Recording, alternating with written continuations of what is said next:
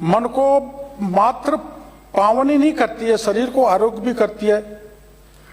उनका मानना था कि गांव की अधिकांश बीमारियां गंदगी के कारण होती है, लेकिन कांग्रेस का लंबा पूरा राज निकल जाने के बाद भी गांधी जी के इस चिंतन पर कभी कोई इशू लिया ही नहीं, कोई इशू बनाया ही नहीं। गांव में स्वच्छता के प्रति अगर सबसे पहले राष्ट्रीय स्तर पर अभियान चलाने का काम किया है तो देश के प्रधानमंत्री नरेंद्र मोदी ने स्वच्छ भारत योजना के तहत ग्रामीण अर्थव्यवस्था को मजबूत करने के लिए गांधी जी ने खादी, हस्तशिल्प जैसे कुटीर उद्योगों को बढ़ावा देने पर जोर दिया था। उन्होंने से ग्राम सौर प्रणाली का सूर्य कहा था। कुटीर उद्योगों, ग्रामीण विकास की विभिन्न योजनाओं के माध्यम से राष्ट्रपिता महात्मा गांधी के विचारों एवं सिद्धांतों को मूर्त रूप देने का काम किया है तो देश के प्रधानमंत्री हमारे माननीय मोदी जी ने किया है। हमारे देश के पूर्व प्रधानमंत्री श्री अटल बिहारी वाजपेयी जी का मानना था कि भारत का विकास तभी संभव है जब उसके गांवों, गरीबों और किसानों का उत्थान हो। उनका कहना था कि भारत को लेकर मेरी एक दृष्टि, अटल जी का कहना था कि ऐसा भारत जो भूख भय निरक्षर। अटल बिहारी वाजपेयी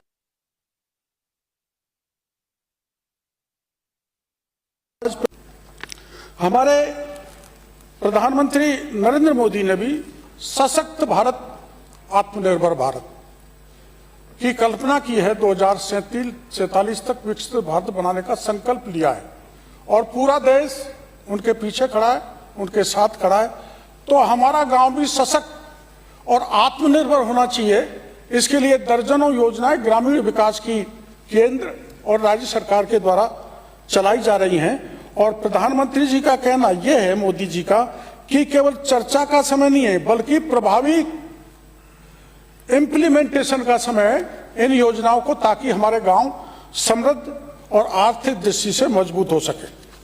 अब एक बात जो चर्चा में, ये तो मैं जो भाषण है अपना सदन के पटल पर रख दूंगा, सदन का हिस्सा हो जाएगी, लेकिन एक जो बात जो इनके सबके जब से बीबी राम जी कानून लाया गया है तब से प्रतिपक्ष के दिमाग में एक बात है कि ये गलत कर दिया, ये गलत कर दिया। तो मैं प्रतिपक्ष के लोगों से पूछना चाहता हूं, वो है नहीं, बड़ा गड़बड़ हो गया, हमारा जोश भी ठंडा हो गया।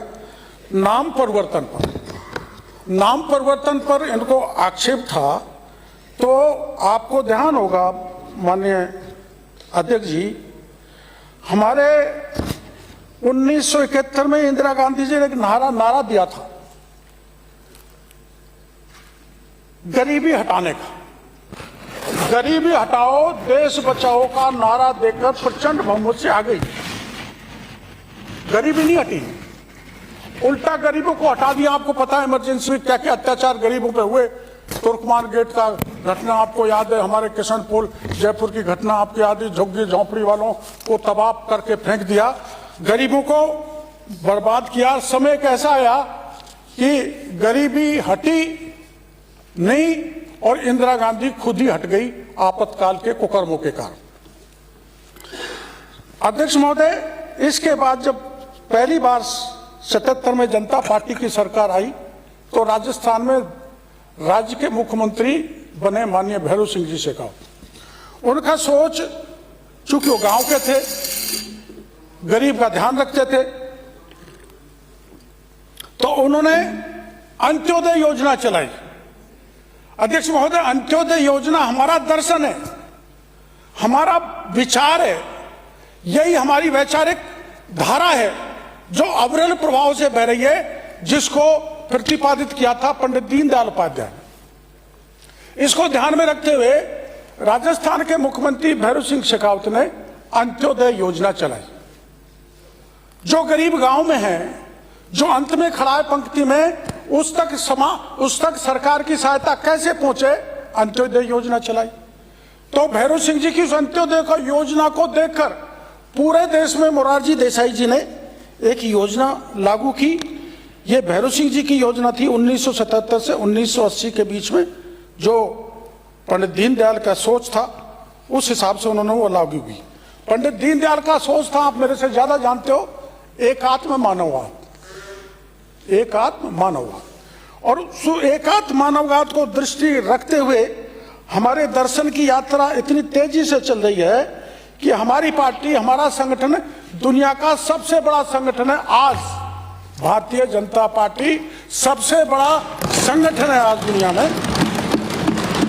तो गरीबी हटाओ देश बचाओ तो एक केवल नारा था इंदिरा जी का। उसके बाद प्रथम चरण में 1980-1990 से योजना चली राहत आधारित मॉडल, वो था अध्यक्ष महोदय। इस अवधि में रोजगार योजनाएं मुख्यतः अकाल राहत एवं काम के बदले अनाज योजना की अवधारणा, और उस योजना का नाम था national rural employment programme NREP 1980। उसके बाद आया rural landless employment guarantee programme RLEGP 1983। इसके बाद जो योजना आई, जो कह रहे नाम क्यों बदला गया, नाम समय के हिसाब से बदलता जाता रहा। द्वितीय चरण में आया 1990 से 2005 तक पंचायत सशक्तिकरण एवं स्वरोजगार, ये योजना आई।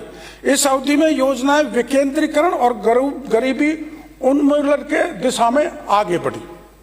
फिर योजना का नाम 1989 में रखा गया जवाहर रोजगार योजना, जवाहरलाल जी के नाम से रख दी जवाहर रोजगार योजना, जो राष्ट्रीय स्तर पर चली।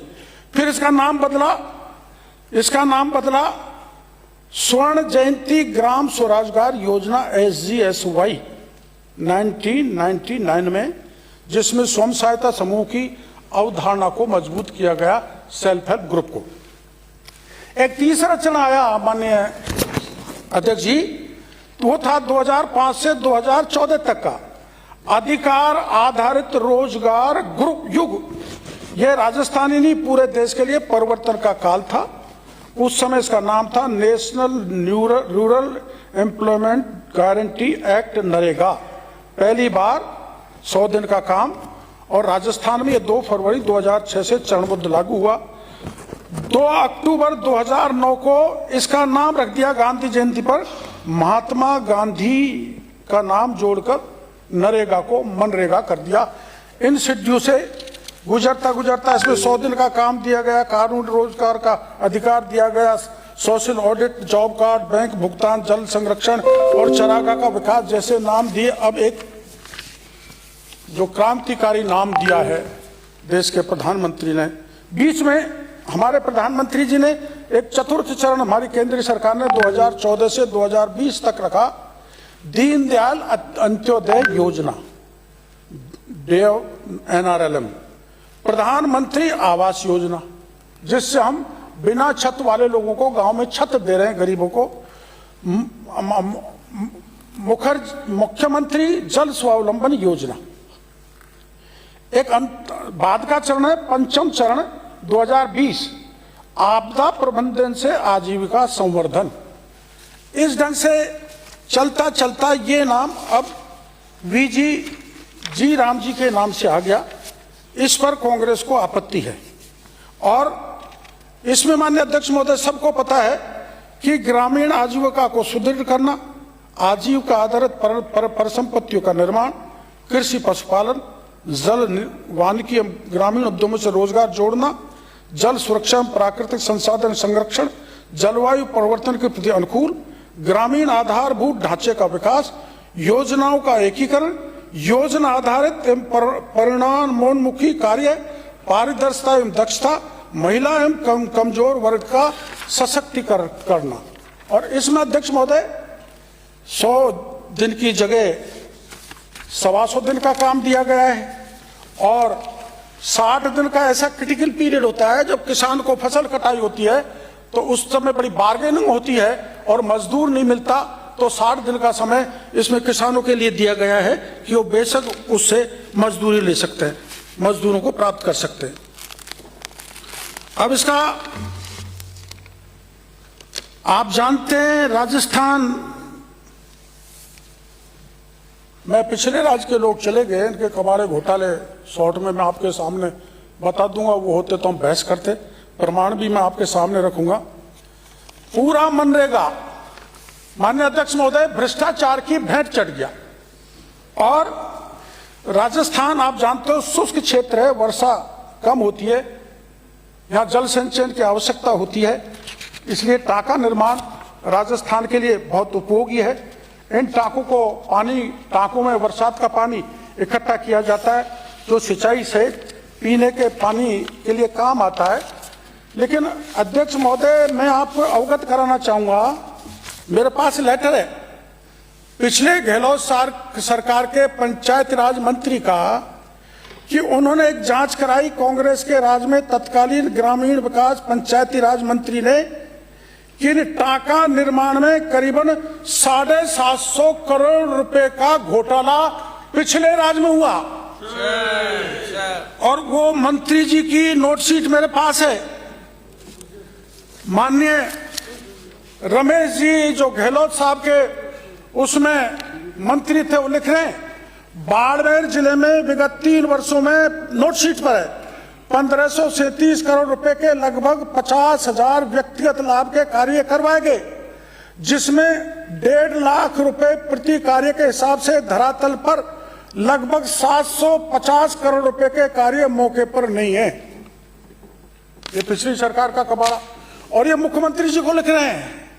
और मुख्यमंत्री जी क्या कर रहे हैं, नागौर के 4 एमएलए, मुख्यमंत्री ये रमेश जी पत्रकार वार्ता कर रहे हैं, 750 करोड़ का घोटाला इलेक्ट्रॉनिक मीडिया और प्रिंट मीडिया में छप रहा है टाकों का।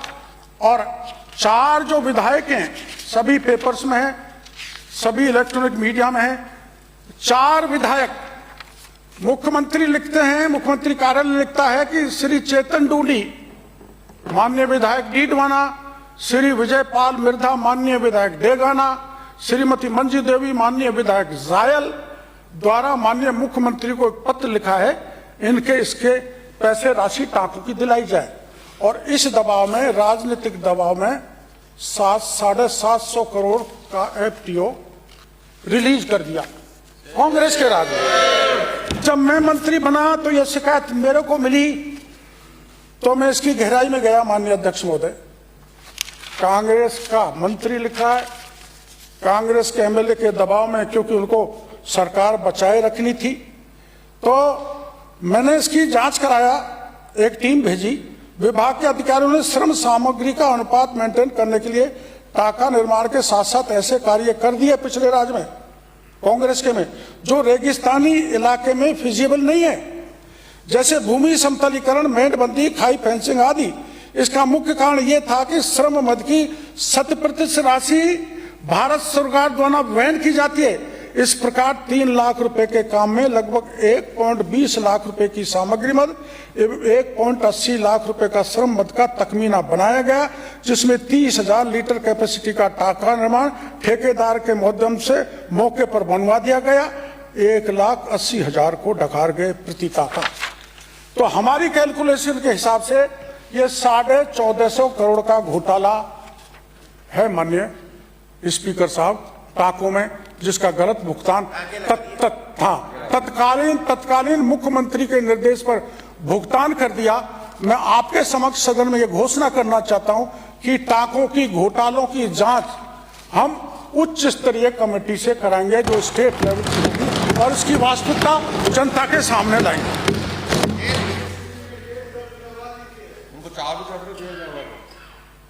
अब ये मैं इसलिए कह रहा हूं माननीय अध्यक्ष महोदय के नाम क्यों बदला?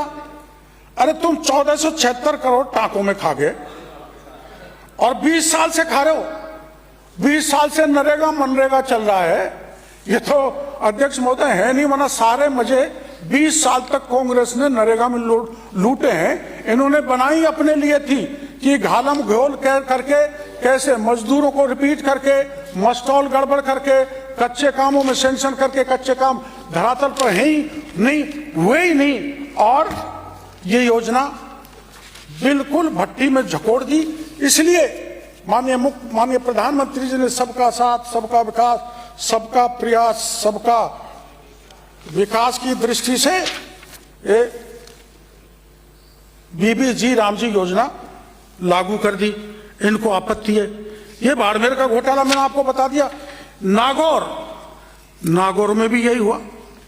अभी मेरे को ऐसा लग रहा है कि पूरे राजस्थान की ये जांच कराई जाएगी। नागौर में 260 करोड़ अध्यक्ष महोदय काम ही नहीं हुए और 260 करोड़ रुपए के काम बता दिए और मुख्यमंत्री कार्यालय के आदेश से भुगतान भी कर दिया। अब आप बताओ क्या करना चाहिए हमें? जेल भेजना। आप बताओ, सदन कहता है जेल भेजना चाहिए तो जेल माने, यही नहीं हुआ। वो यही नहीं हुआ। माननीय अध्यक्ष महोदय, एक भरत सिंह जी की नोटशीट है, वो अब तो स्वर्गवासी हो गए बेचारे, इस दुनिया में नहीं है। उन्होंने लिखा है कि कलेक्टर डूंगरपुर के विरुद्ध अनुशासनात्मक कार्रवाई किया जाए। मुख्यमंत्री को छह उस समय के आईएएस के खिलाफ मामला है। और मामला क्या है इसकी भी मैं चाहूंगा कि एक बड़ी जांच करवाई जाए। मामला क्या है? 6 जिलों में हनुमानगढ़ घोटाला क्या हुआ? लैपटॉप, कंप्यूटर, प्रिंटर, सर्वर की खरीद में घोटाला, यूपीएस की राशि में गड़बड़, 1506 दरियों की खरीद में गड़बड़, 502 टेंट की खरीद में गड़बड़, 502 शिशु पालन की खरीद में गड़बड़, फर्नीचर खरीद में गड़बड़, पौधों की खरीद में गड़बड़, 506 पीवीसी टंकियों में खरीद में गड़बड़, करौली पौधे क्रय में गड़बड़ी, झालावाड़ में ट्री गार्ड में गड़बड़ी, दौसा में कलश खरीद में गड़बड़ी, डूंगरपुर में कंप्यूटर, प्रिंटर, यूपीएस में गड़बड़ी, टोंक में अलमारी, ऑफिस टेबल, कुर्सी 230 नग में गड़बड़ी, बाड़मेर में एसी, कंप्यूटर, जनरेटर की खरीद में गड़बड़ की जांच तत्कालीन मंत्री जो अभी इस दुनिया में नहीं, उन्होंने कराई तो चारों ओर घोटाले मिले। और ये कागज जब माननीय मुख्यमंत्री जी को भेजा गया, अशोक गहलोत जी को, तो उन्होंने किया चीफ सेक्रेटरी इसकी जांच करे।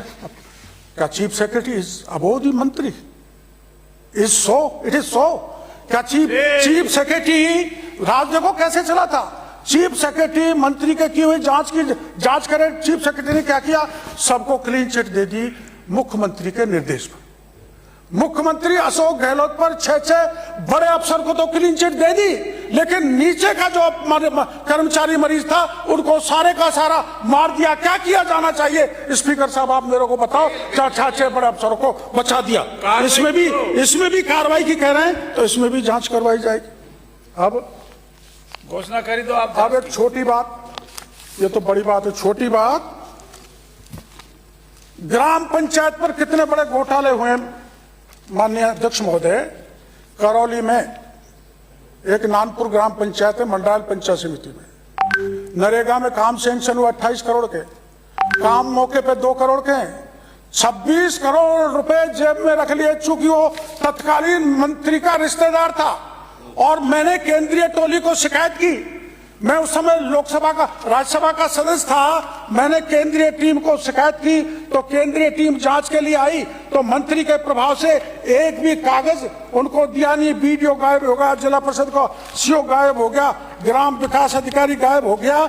और वो केंद्रीय टीम क्या कह गई है? मंत्री जी का दामाद, नगद दामाद। केंद्रीय टीम ने क्या कहा है? नानपुर बालाजी इसमें अमरापुर के रास्ते तक इस कार्य में प्राकलित राशि 13.45 लाख रुपए के विरुद्ध कुल 13.39 लाख रुपए की राशि व्यय की गई है। प्राकलन के अनुसार सड़क का रास्ता है ही नहीं, मौके पर कुछ बना ही नहीं, कुछ नहीं बना। हाँ, मेरे यहाँ ये लंबी पूरी पढ़ूंगा तो बहुत समय लगेगा। ऐसे पूरे प्रकरण केंद्र की टीम जांच करके गई है और तत्कालीन गहलोत सरकार को और मंत्री को कहा था कि इसमें कार्रवाई की जाए। 28 करोड़ के स्वीकृत कार्य हुए, उसमें मात्र 2 करोड़ के काम किए और 26 करोड़ को एक व्यक्ति निकल गया, एक सरपंच निकल गया। मैंने ये प्रकरण एसीबी को भेजा है। मैं आज निर्देशित करता हूं एसीबी को कि इसका बाकायदा मुकदमा दर्ज करके इस पंचायत की जांच की जाए। 26 करोड़ और एक ग्राम पंचायत तो ऐसी है, गाड़ी मशीन की हुआ क्या? 26 करोड़ का घोटाला,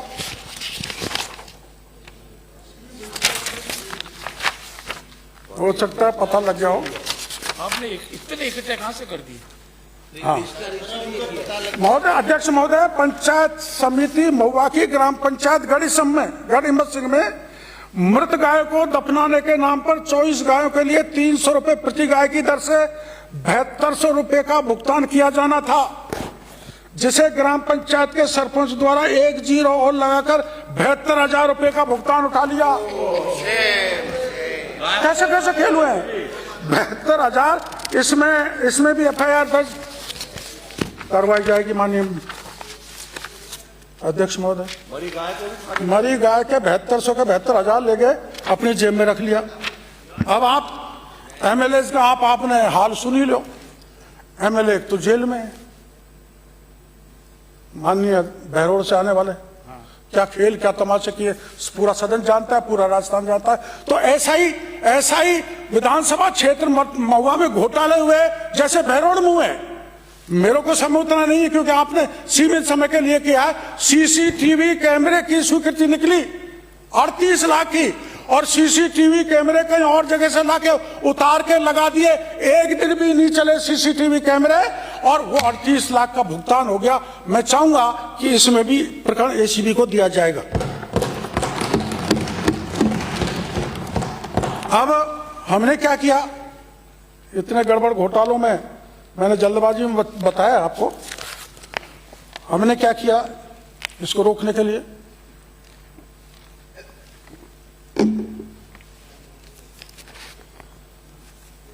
NMMS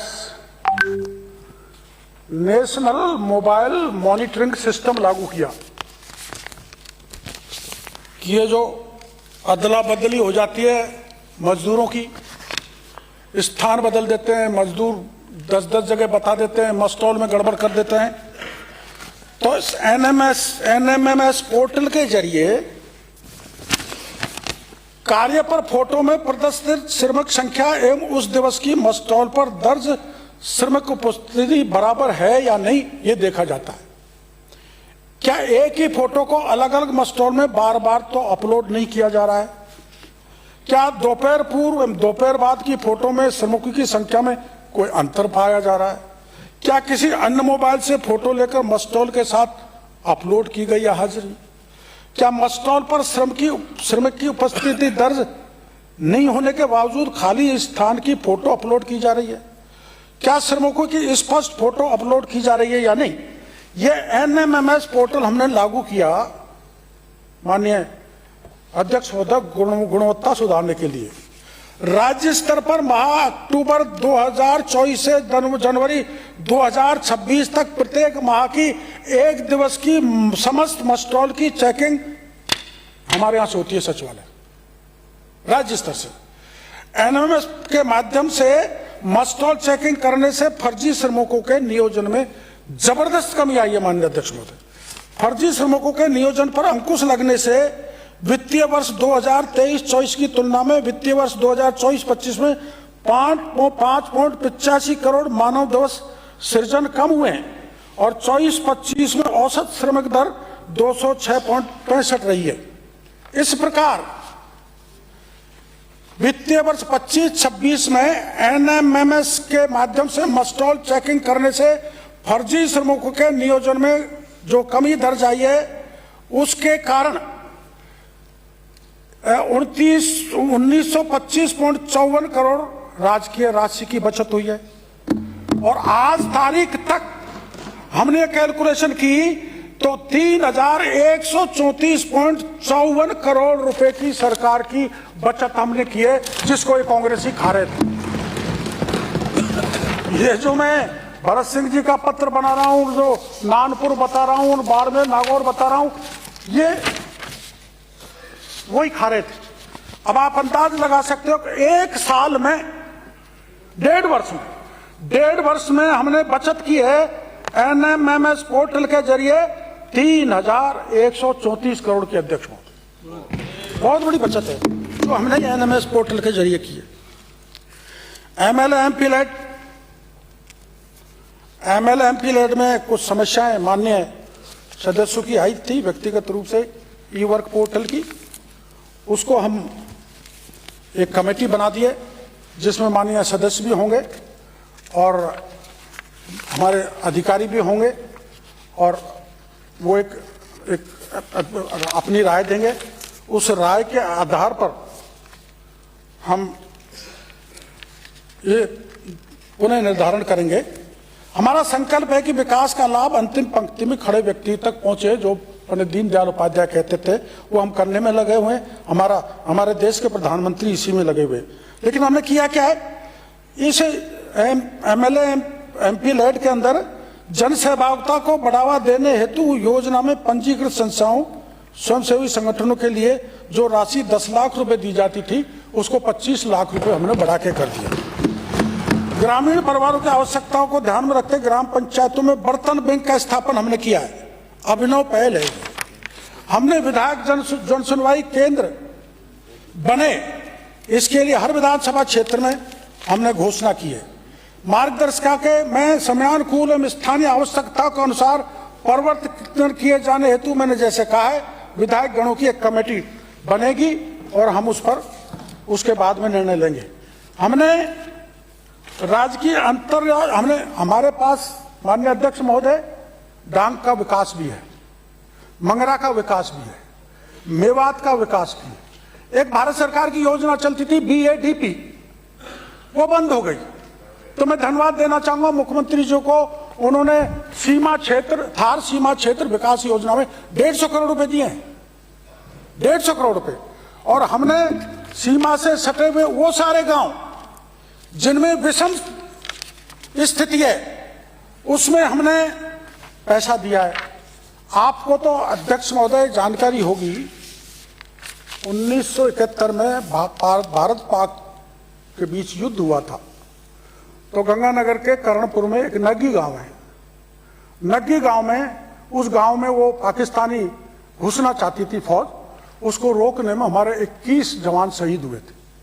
उस नग्गी गांव में स्मारक बनाने का काम किया तो वसुंधरा जी ने किया है। इन्होंने कभी ध्यान नहीं दिया कि सीमा क्षेत्र में भी कुछ काम करना चाहिए। और हमने इस समय में मैं खुद वहां गया, उस गांव को देख के आया और अध्यक्ष महोदय ये वहां के मेमोरियल को भी देख के आया जो हमने बनाया है। वहां सड़क नहीं थी, वहां पानी की व्यवस्था नहीं थी और उसमें जो शहीद हुए थे हमारे 20 लोगों के नाम है, उनको गिनाने में समय जाएगा। इनको मैं नमन करके आया, वहां की मिट्टी को चूम के आया, इनको प्रणाम करके आया, नतमस्तक होकर आया कि एक बड़े इलाके की रक्षा का काम करके, चाहे मेरे देश के 21 जवान शहीद हो गए लेकिन हमारे देश का मान और सम्मान बड़ा रखा, उसको बनाए रखा। और उनका अगर सम्मान नहीं हो तो मेरे पास थार सीमा क्षेत्र है, उनका अगर सम्मान नहीं हो तो किसी भी तरह से ठीक नहीं है। तो वहां मैंने 4 करोड़ 28 लाख रुपए दिए हैं। सीसी सड़क निर्माण 2 कार्य 100 लाख, आरओ प्लांट का निर्माण 50 लाख, डिग्गी का निर्माण 2 डिग्गियां 100 लाख, राजकीय विद्यालय वहीं जो नग्गी है उसमें 90 लाख, राजकीय विद्यालय में बालिका हेतु शौचालय 10 लाख, रेल बसेरा हेतु 20 लाख उसी स्थान पर, सामुदायिक भवन निर्माण हेतु 30 लाख, आंगनबाड़ी भवन निर्माण हेतु 12 लाख, 4 करोड़ 28 लाख रुपए देने का काम हमने वहां पे किया है। कांग्रेस ने 60 साल तक उस नग्गी गांव की सुध नहीं ली।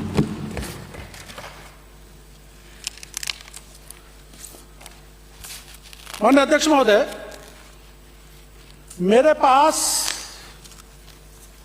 ग्रामीण विकास में बायोफ्यूल भी है। जो बायोसीड्स हैं, उन बायोसीड से बायोडीजल बनाकर उसको आम उपभोक्ताओं सप्लाई करने का 2019 में एक बिल लाया था। ये कांग्रेस के नेताओं ने यहां पर उसका उद्घाटन भी किया था। एक नोजल से गहलोत साहब डीजल डाल रहे हैं। वो डीजल मैंने देखा, पायलट साहब उद्घाटन कर रहे हैं क्योंकि ये रूरल मिनिस्टर थे। मैंने देखा ये डीजल है कैसा, तो मैं सिरोही चला गया। गुजरात और राजस्थान के बॉर्डर पर कोर्टयार्ड नाम की एक फर्म थी जो गुजरात की थी, उसने ये बायोफ्यूल का बहुत बड़ा प्लांट लगा रखा था। अध्यक्ष महोदय, मैंने उसको जाके देखा तो वह बायोसीड्स या रॉ मटेरियल कुछ नहीं था। वहां था क्या? वहां था base oil, paraffin, white oil, MTO, acid oil, hydrocarbon, इनसे बायोडीजल बनाया जा रहा था। और 8 पेट्रोल पंप आउटलेट ऐसे थे उसी नेशनल हाईवे पर जिनसे वहां सप्लाई की जा रही थी, जिनका कोई लाइसेंस नहीं, नेशनल हाईवे की परमिशन नहीं, एक्सप्लोजिव का लाइसेंस नहीं। मैंने कलेक्टर से कहकर डीएसओ को बुलाकर उनको सील करा दिया। वो अलग बात है कि माननीय उच्च न्यायालय में गए, उन्होंने उनको खुलवा लिया। लेकिन ये जो बायोडीजल का गोरख धंधा, नकली डीजल बेचने का बड़े पैमाने में राजस्थान में काम चालू हुआ, तो 2019 में कांग्रेस के लोगों ने ये काम चालू करके सारा डप्पा बैठा दिया। वहां ढाबे पे खाना खा रहा था तो एक ट्रक खड़ा था। मैंने कहा कैसे? कि मैंने पाली में बायोडीजल भरवाया था, जो मेरा तो इंजन ही सीज हो गया। उसको 60,000 रुपए लगे सुधरवाने में। मिस्त्री से मैंने वहीं पर पूछा। तो ये जो गोरख धंधा, इसमें फिर हमने उसको सील किया और उसके खिलाफ मुकदमा दर्ज कराया। एफआईआर मेरे पास है, एफआईआर हमने दर्ज कराई, उनके खिलाफ एफआईआर दर्ज है। और मैं माननीय गृह मंत्री जी से या सदन में कहना चाहूंगा, इसकी एक मीटिंग बुला के जो भी फर्टिलाइजर है, पेस्टिसाइड है, सीड है, उन सब की जैसे बायो में जो गड़बड़ी हुई है, उनकी एक मीटिंग बुला के इनमें सब में कार्रवाई करें। और मैं भी सदन में घोषणा करना चाहता हूं कि जितनी भी एफआईआर बायो फर्टिलाइजर में, सीड में, पेस्टिसाइड में और बायोडीजल में जो हमारे वाहनों को खराब कर रहे हैं, पॉल्यूशन को बिगाड़ रहे हैं, उनके एक एसआईटी बनाकर एक जांच की जाए, जिससे इन अपराधियों को दंडित किया जा सके। अब अध्यक्ष महोदय, हमारी घोषणा है। ई वर्क पोर्टल के बारे में बोलना चाहता था, लेकिन मैं इसलिए नहीं बोल रहा कि आपने कहा सीमित बोलना है, और इसकी मैंने कमेटी बना दी। अब मैं ग्रामीण विकास, लोग तो कम शब्दों में ही पूरी बात कह देते हैं। अब मैं माननीय अध्यक्ष महोदय, अब मैं ग्रामीण विकास विभाग द्वारा आगामी बजट वर्ष में किए जाने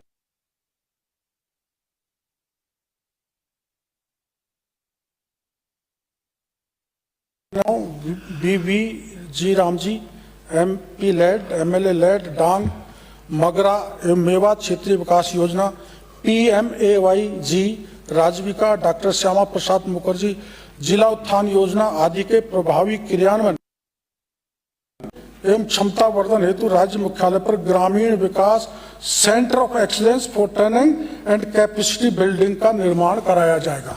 COE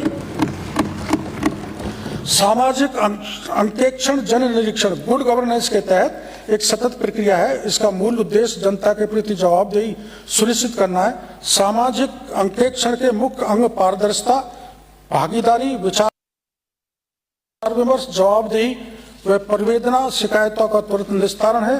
राज्य में केंद्र सरकार की ओर से संचालित योजनाओं के सामाजिक अंकेक्षण हेतु एक स्वतंत्र सामाजिक अंकेक्षण इकाई के रूप में सामाजिक लेखा परीक्षा, जवाबदेही एवं पारदर्शिता सोसाइटी SSAAT गठित है। केंद्र सरकार के दिशा निर्देश के अनुरूप ही राज्य से संचालित विभिन्न योजनाओं में और अधिक पारदर्शिता, जन भागीदारी व जवाबदेही सुनिश्चित करने हेतु प्रथम चरण में ग्रामीण विकास विभाग द्वारा राज्य मद से संचालित समस्त योजना में करवाए जा रहे कार्यों का सामाजिक अंकेक्षण कराया जाना प्रस्तावित है। प्रधानमंत्री आवास योजना राज्य में प्रचलित आवास निर्माण की स्थानीय तकनीकी का IIT नई दिल्ली द्वारा अध्ययन कराकर प्रोटोटाइप नक्शे तैयार कराकर उपलब्ध कराए गए। लाभार्थियों को उपयोग हेतु प्रदर्शित कराने हेतु नवगठित पंचायत समिति मुख्यालय पर 2-2 प्रोटोटाइप आवास तथा शेष पंचायत समिति मुख्यालयों पर 1-1 प्रोटोटाइप आवास निर्माण कराया जाएगा। डॉक्टर श्यामा प्रसाद मुखर्जी जिला उत्थान योजना एवं राजीविका कन्वर्जेंस महिला सशक्तिकरण दिशा में कदम बढ़ाते हुए विकसित राजस्थान 2037 की संकल्पना को साकार करने के उद्देश्य से राजीविका के अंतर्गत संगठित क्लस्टर लेवल फेडरेशन को सुदृढ़ किया जाएगा। इस हेतु डॉक्टर श्यामा प्रसाद मुखर्जी जिला उत्थान योजना के साथ कन्वर्जेंस कर CLF के कार्यालय भवनों, जैसे अभी माननीय सदस्य उठा रहे थे, कार्यशालाओं का निर्माण चरणबद्ध रूप से करवाया जाएगा। इन भवनों कार्यशालाओं के निर्माण से स्वयं सहायता समूह से जुड़ी महिलाओं को स्थानीय स्तर पर आजीविका संवर्धन गतिविधियों से संबंधित परीक्षण प्रदान करने की सुविधा के साथ साथ संकुल अंतर्गत स्वयं सहायता समूह द्वारा उत्पादित उत्पादों की ब्रांडिंग, पैकेजिंग, मार्केटिंग और बिक्री हेतु स्थान उपलब्ध हो सकेगा। गुणवत्ता नियंत्रण की दृष्टि से एक प्रकोष्ठ बनाया जाएगा। महात्मा गांधी नरेगा योजना अंतर्गत कार्यरत संविदा कार्मिकों को नियमित करने हेतु ग्रामीण विकास विभाग अनुच्छेद 309 में नवीन ग्रामीण विकास सेवा नियम बनाए जाने की घोषणा मैं करता हूं। ये बहुत आवश्यक है लोगों के हित में।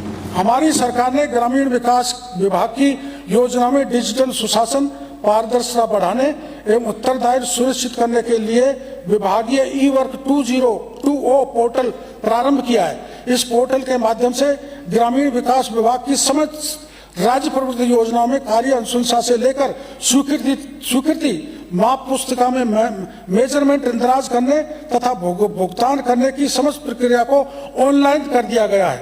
ई-वर्क 20 पोर्टल को अधिक यूजर फ्रेंडली बनाए जाने की दिशा में इसका नवीनतम सूचना प्रौद्योगिकी के साथ इंटीग्रेशन किया जाना प्रस्तावित है। इस क्रम में आगामी वित्तीय वर्ष 2026-27 में AI इनेबल्ड डैशबोर्ड एवं GIS बेस्ड कार्य सूची प्रदर्शन की सुविधा ई-वर्क पोर्टल पर विकसित की जाएगी।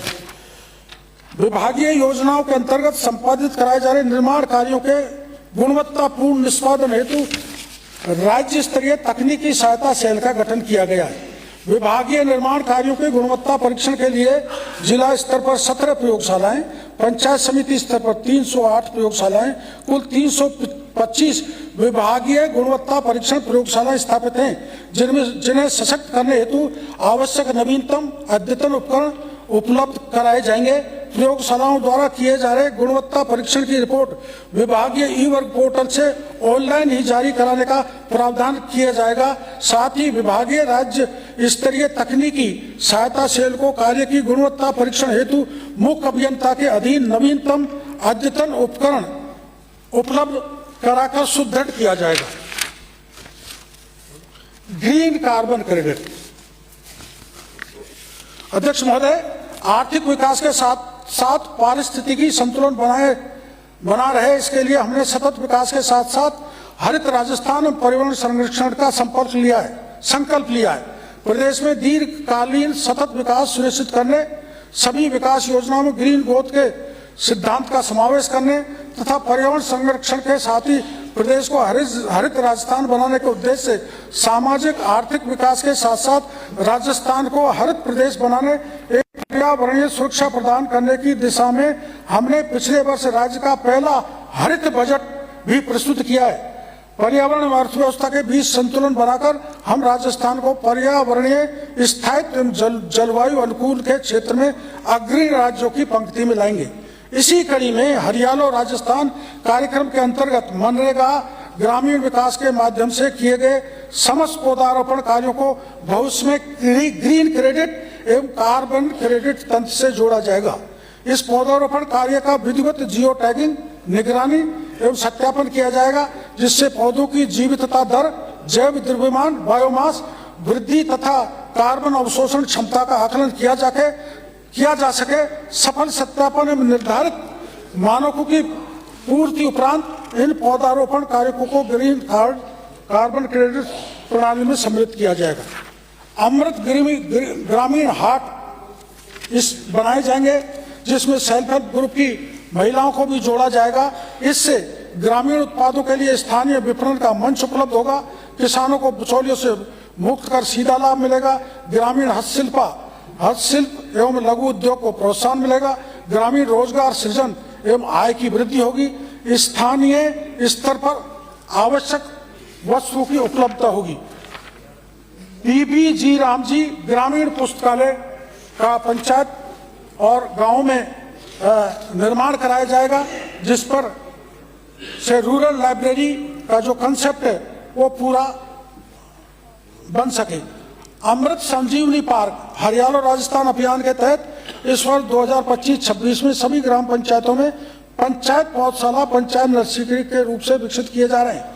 हम आगामी वर्ष 2026-27 के बजट में प्रदेश के समस्त ग्राम पंचायतों में आंगनबाड़ी केंद्रों और स्कूलों में मिड डे मील के लिए फल, सब्जी आदि उपलब्ध कराने के साथ साथ महिला स्वयं सहायता समूह की आजीविका संवर्धन की दृष्टि से 11,000 अमृत पोषण वाटिकाओं का निर्माण की घोषणा की है।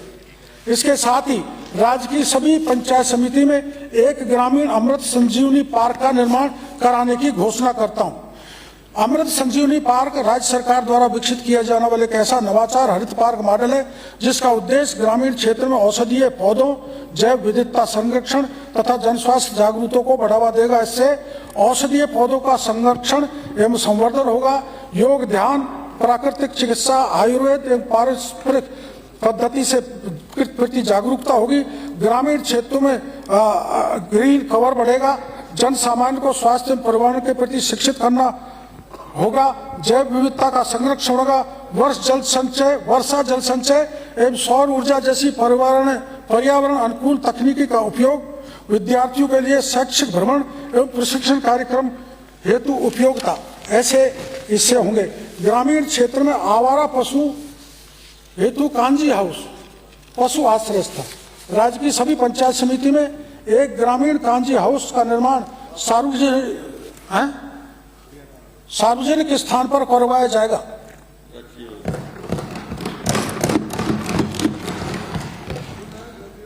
कांजी हाउस वह अधिकृत पशु आश्रय स्थल है जहां आवारा, परित्यक्त या जब्त किए गए पशुओं, विशेषकर गौवंश का अस्थायी रूप से रखा जाता है। ग्रामीण क्षेत्रों में बढ़ती आवारा पशु समस्या, कृषि फसलों की क्षति, सड़क दुर्घटना एवं जन सुरक्षा को देखते हुए कांजी हाउस का निर्माण, आवारा परित्यक्त पशुओं का संरक्षण, देखभाल, किसानों की फसल को नुकसान से बचाना, सड़क दुर्घटना में कमी लाना, पशु क्रूरता की रोकथाम एवं पशु कल्याण, गोबर आधारित बायोगैस, कंपोस्ट इकाई से जोड़ना, डिजिटल टैगिंग एवं ऑनलाइन मॉनिटरिंग, निजी और धार्मिक संस्थानों के साथ साझेदारी एक कांजी हाउस के द्वारा की जाएगी। राजविका से संबंधित घोषणा। माननीय अध्यक्ष महोदय, हमारी सरकार ने इस वर्ष 25-26 के बजट में प्रदेश की महिलाओं को सक्षम बनाने की प्रेरणा देने व डिजिटल साक्षरता को बढ़ावा के उद्देश्य से उत्कृष्ट कार्य कर रही लखपति दीदी, ड्रोन दीदी, सोलर दीदी, बैंक सखी, कृषि सखी एवं पशु सखियों को टैबलेट वितरण किए। इसी क्रम में आगामी वर्ष 2026-27 में वित्तीय प्रबंधन की दिशा में कदम बढ़ाते हुए राजविका अंतर्गत संगठित सभी संकुल स्तरीय संगठनों CLF, ग्राम संगठनों VO एवं स्वयं सहायता समूह सेल्फ हेल्प ग्रुप में समस्त बैंकिंग ट्रांजैक्शन को ऑनलाइन किया जाएगा। इसके साथ ही स्वयं सहायता समूह की महिलाओं को बीमा का लाभ पहुंचाने के उद्देश्य से 2000 से अधिक महिलाओं को बीमा सखी के रूप में प्रशिक्षित किया जाएगा। माननीय अध्यक्ष महोदय, मैं इसलिए शुरू में जो बताने वाला था